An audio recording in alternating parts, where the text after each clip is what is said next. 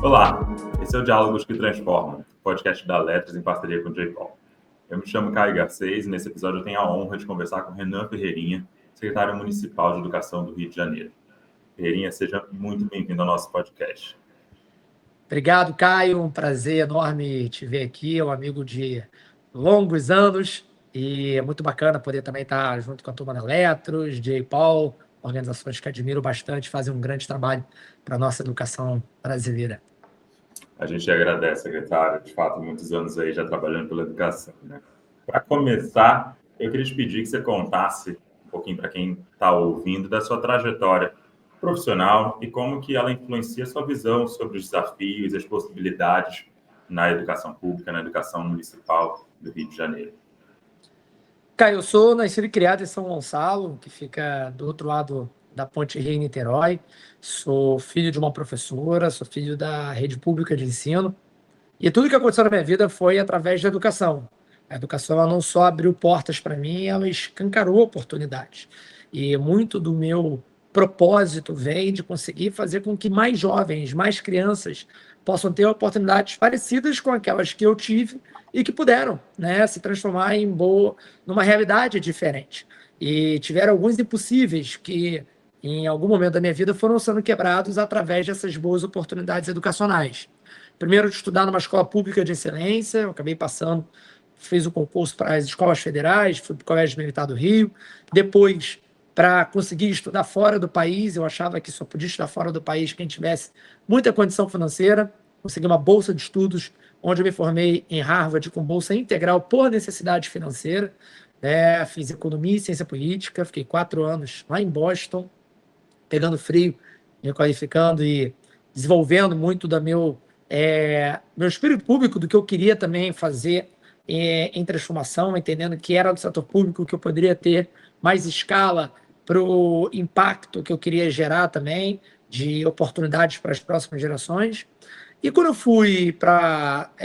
voltei para o Brasil em 2018, assim que eu me formei, e acabei vindo candidato pela primeira vez, em 2018, para deputado estadual, foi um processo coletivo de um conjunto de pessoas que acreditavam que a educação deveria ser pauta prioritária, que acreditavam que nós precisávamos de uma renovação de princípios, práticas, pessoas na política brasileira, e que aquilo, né, se concretizou através de um projeto que levou à minha eleição como deputado mais jovem no Rio de Janeiro.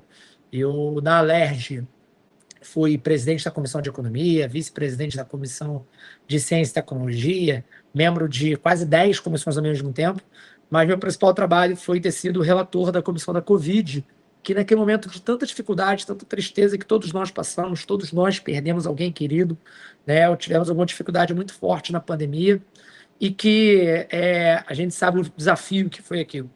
E assim que terminou aquele processo, e que culminou com o afastamento do ex-governador, o prefeito Eduardo Paes me convidou para ser secretário da maior rede municipal de ensino da América Latina. E eu assumo a Secretaria de Educação do Rio em 2021, com 27 anos de idade, com muita vontade de mostrar trabalho.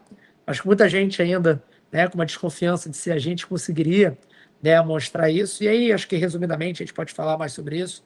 A cidade do Rio, nesses últimos 4 anos, foi a cidade que mais cresceu no IDEB, né, entre as capitais, no Índice de Desenvolvimento da Qualidade da Educação Brasileira. Nós criamos um modelo de escola novo, chamado JET, que é o Ginásio Educacional Tecnológico, que é o modelo de escola mais inovador do Brasil e que sai dessa ideia de escola vocacionada só para algumas, né, crianças ou algumas famílias, e chega num nível de escala sem precedentes. São mais de 120 mil crianças estudando hoje no modelo do JET.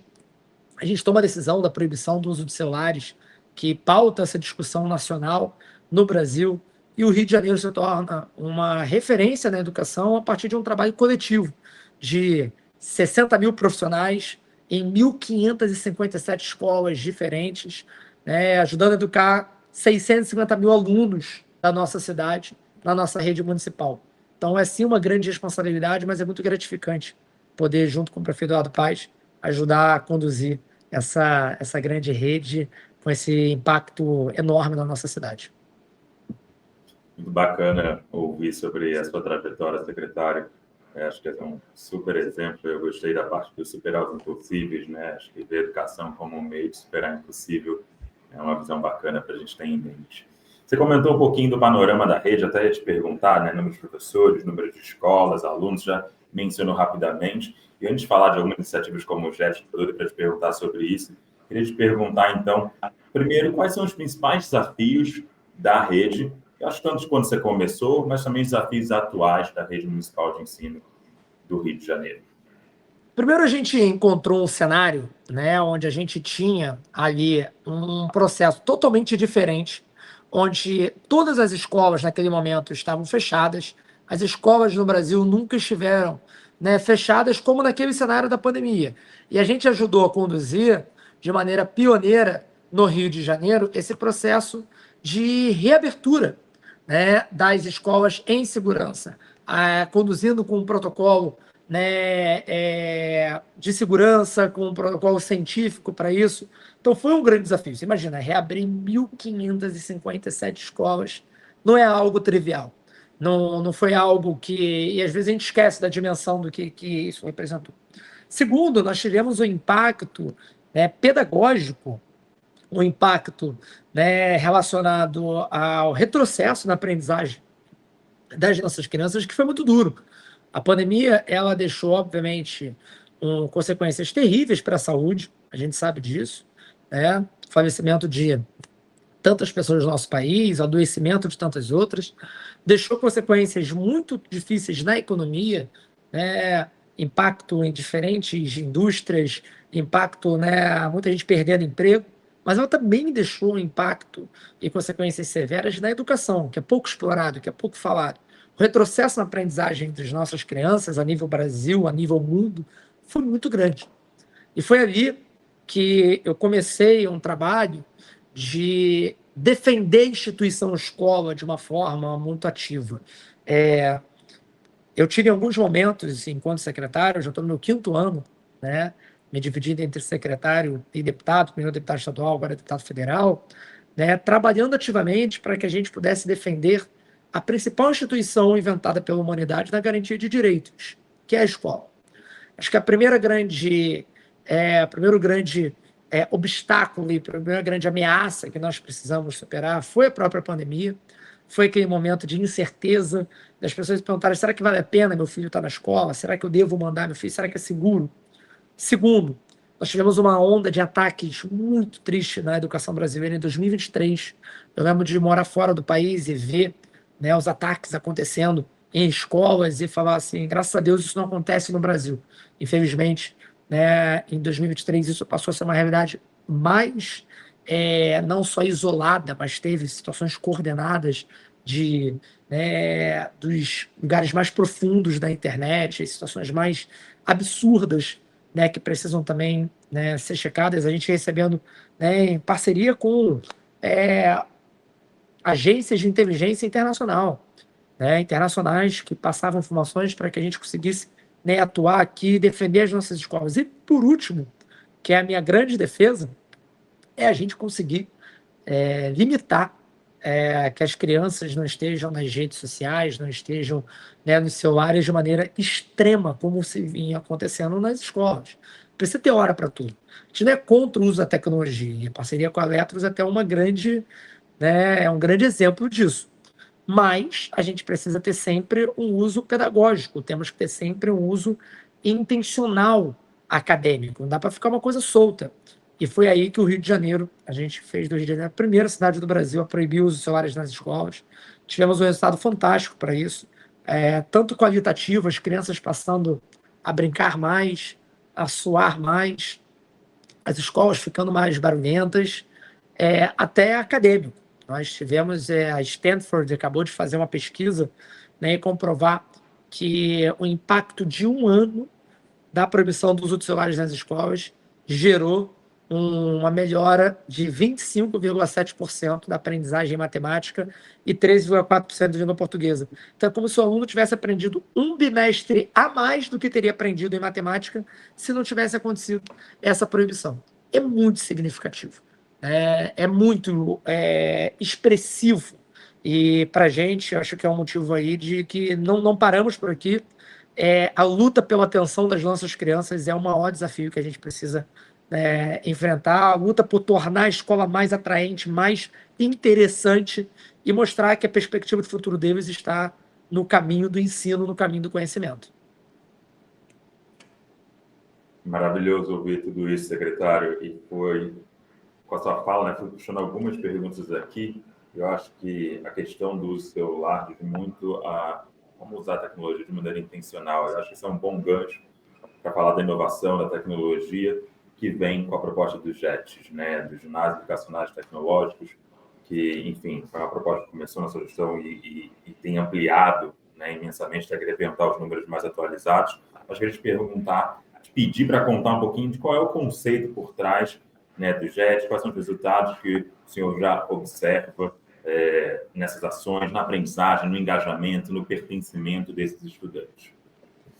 Maravilha. Primeiro, quando a gente estava tocando muito dessa questão da proibição dos celulares, tanto no Rio quanto em Brasília, quando a gente criou a Lei Nacional 15.100, que expandiu para todas as escolas públicas e privadas do Brasil, e eu fui relator na Câmara dos Deputados, muita gente falava assim, então quer dizer que vocês são contra o uso da tecnologia na educação? E a nossa resposta é não, claro que não.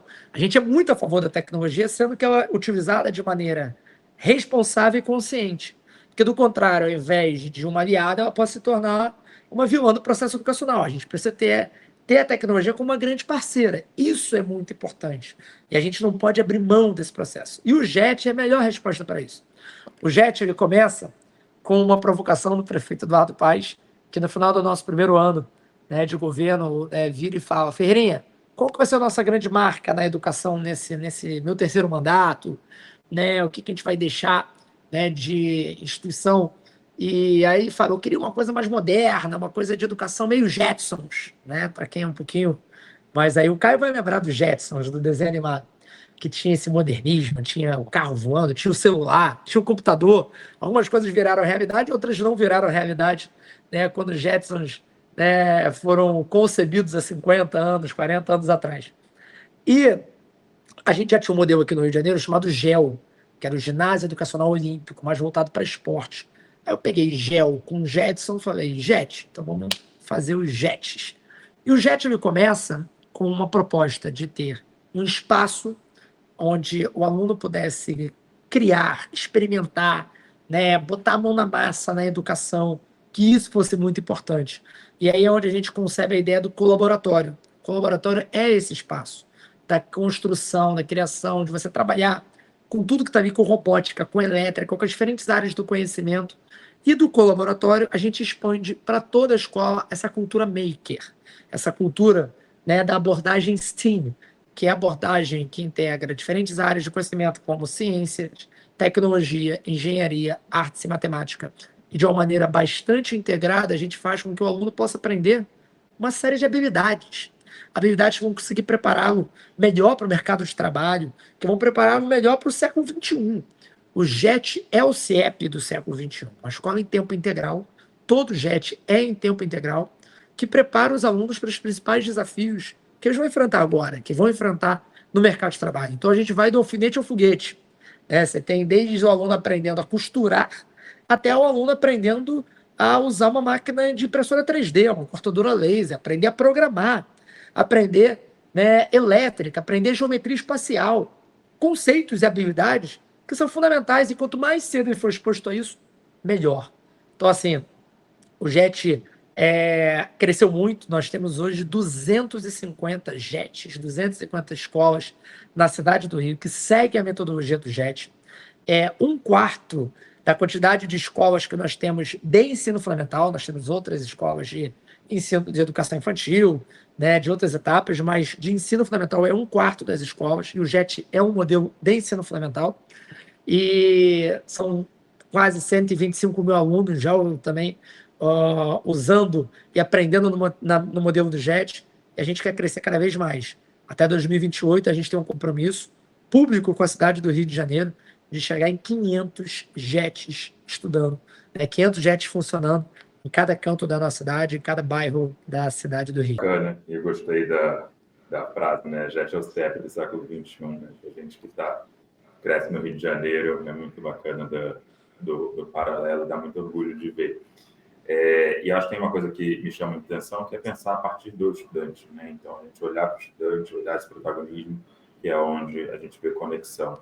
E aí, quando você também, na resposta anterior, foi mencionando os desafios da pandemia, eu queria puxar uma coisa que ficou aqui na minha cabeça, que é com relação à evasão escolar, que obviamente foi uma consequência da pandemia, já era um problema que foi aumentado pela pandemia, e é um problema que a gente vê em todas as redes.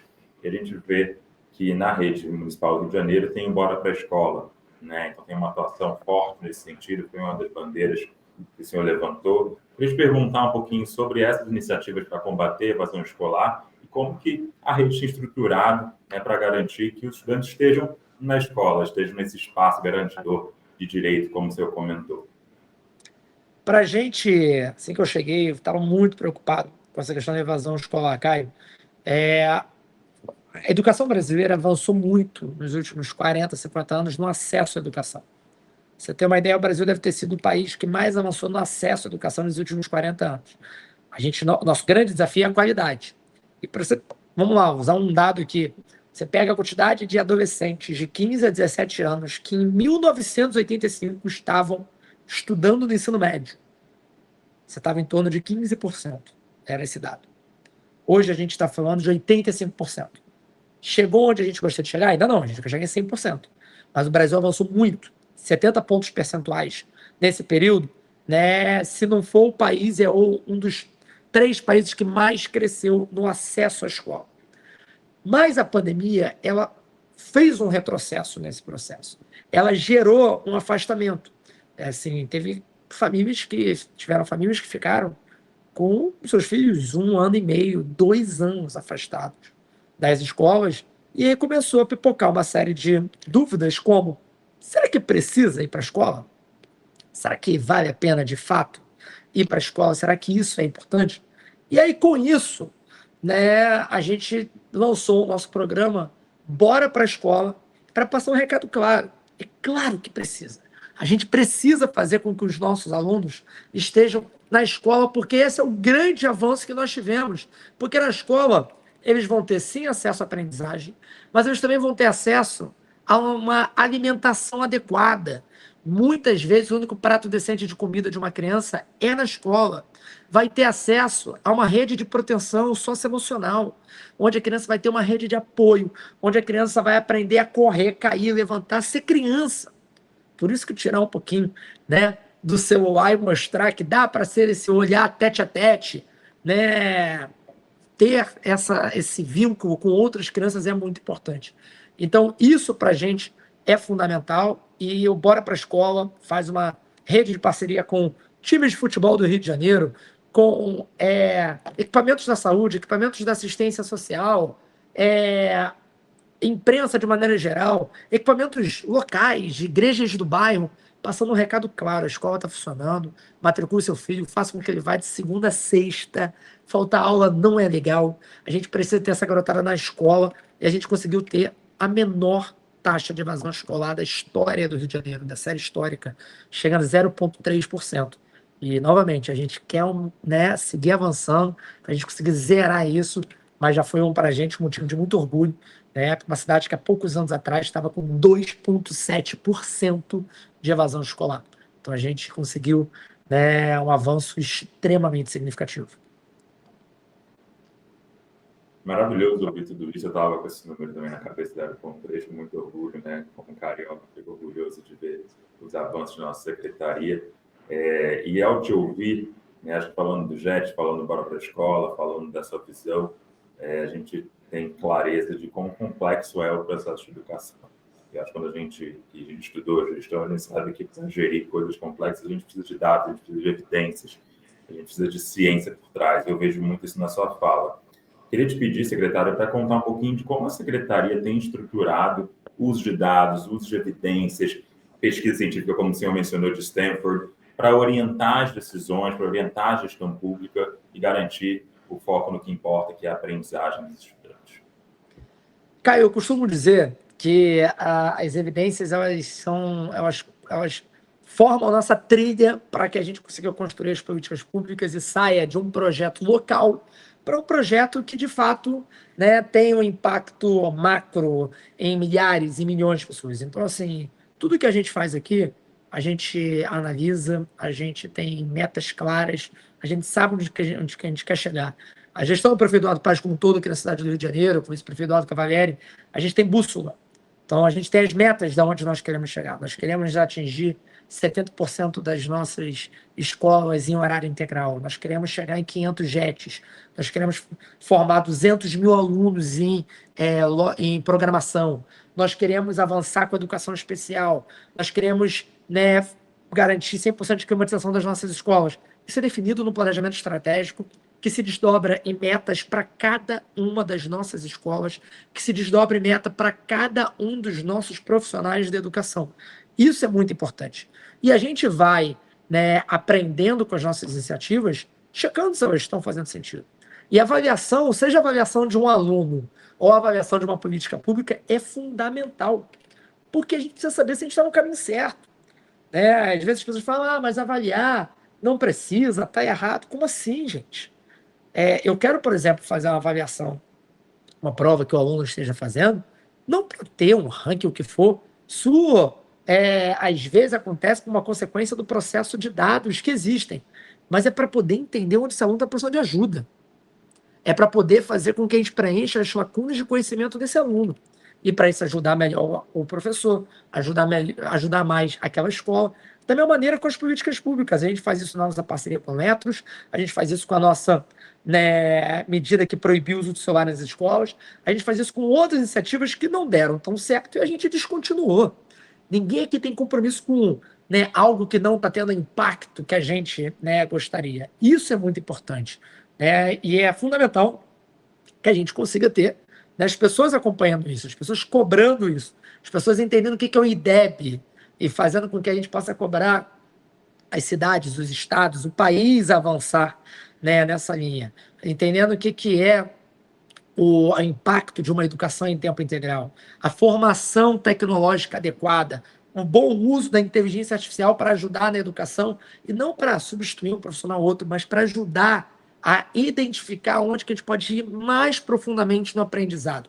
Tudo isso é muito bem-vindo, mas com muita clareza de onde a gente quer chegar, com muita bússola para que a gente não se perca no longo do processo. Maravilha, secretário. Sei que a gente está chegando ao final aqui do nosso tempo, mas queria te pedir uma última pergunta, só para a gente fechar, entendendo que você passou por muita coisa, não só ao longo desses anos na frente da Secretaria de Educação do Rio de Janeiro, mas também na sua trajetória, né, política, na sua trajetória também como alguém que teve a vida transformada pela educação. E eu queria te perguntar quais são os aprendizados dessa sua experiência que você destaca podem ser uma inspiração para a construção de uma educação que conecta, que acolhe e que transforma. O que as pessoas que estão nos ouvindo podem levar para casa da sua experiência? Caio, primeiro eu tenho uma crença de que a sua ideia, do que o seu projeto, ele tem sim um potencial de transformar a vida das pessoas. Às vezes a gente tem aquelas ideias e fala, aí logo depois vai alguém jogar um banho de água fria. O mundo, ele é transformado por pessoas obcecadas, e obcecadas no bom sentido. Né? A gente tem que ter pessoas que estão obcecadas em transformar a vida da sociedade. Né? Transformadas na educação, como eu sou obcecado, obcecados na saúde, na assistência social. Então, lá atrás, eu comecei com um projeto, né, que você... Né, a gente se conheceu nessa fase de dar aula de inglês numa comunidade do Rio de Janeiro, depois, né, evoluir para um projeto, né, que ajudava a arrecadar um crowdfunding para a educação, depois um movimento que me introduziu ao campo das políticas públicas, que passava um recado de que a educação tinha que ser a pauta prioritária de um projeto de país, depois do legislativo, que ajuda a ter o nosso arcabouço legal, faz com que eu pudesse chegar hoje no executivo, né, na maior Secretaria Municipal de Educação da América Latina, onde a gente tem uma capacidade de transformar a vida das pessoas muito diretamente, e nós somos fruto dessas experiências. E para isso, tempo e trabalho, muito tempo e trabalho, que gera credibilidade, que gera renovação dos sonhos, da esperança, e muita crença de que dá para fazer, né, coisa muito boa no nosso país, na nossa política, na nossa educação. Então, não perder essa chama acesa. Em um momento pode estar mais confuso e entender que não é clichê a gente defender a educação. Na verdade, é raridade. Por isso que a gente está precisando muito aí de mais pessoas desse lado aqui ajudando nessa nossa grande missão. Maravilha, secretário. Obrigado pelas palavras, obrigado por acreditar, obrigado pela obstinação, né, pela obsessão boa pela educação, pelo trabalho que o senhor vem conduzindo. Acho que é isso. Obrigado, Queria agradecer. Caio. Não, te agradecer, Caio. Você, toda a turma, mais uma vez da Letros, J. Paul, né? Super honra e contem comigo também. Vamos avançar sempre.